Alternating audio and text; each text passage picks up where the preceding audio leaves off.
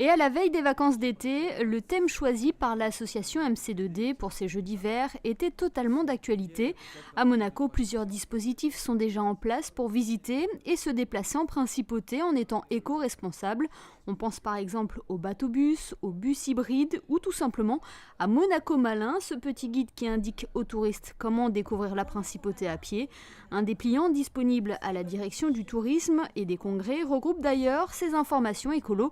Il s'agit du guide vert. C'est un guide qui est pour tout public, pas uniquement pour les congressistes ou pour les écologistes, mais pour tout le monde qui veut faire quelque chose à Monaco et découvrir Monaco d'une autre façon. C'est-à-dire d'aller dans un restaurant, manger des produits locaux, de saison, voir les engagements des différents hôtels et, comme je disais tout à l'heure, le centre de congrès. Tout le monde y participe et c'est mentionné dans ce guide et également comment faire en fait un séjour éco-responsable. Et ce 17e rendez-vous des Jeux d'hiver se déroulait à l'hôtel Columbius, un établissement qui est éco-responsable depuis quelques années déjà. On avait mis en avant le tri sélectif, à savoir qu'on trie le verre, le papier, le plastique.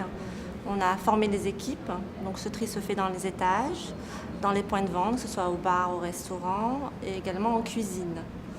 Et petit à petit, on s'est axé aussi dans les chambres, à savoir on a équipé toutes les chambres en ampoules économiques. On a mis des détecteurs de présence dans les couloirs, sur 9 étages, donc ce qui fait qu'on fait beaucoup de choses à ce niveau-là. Actuellement, la direction tente d'attirer l'attention de ses clients sur l'économie d'énergie en affichant des messages de sensibilisation. En effet, un client sur deux partirait sans éteindre la lumière de leur chambre.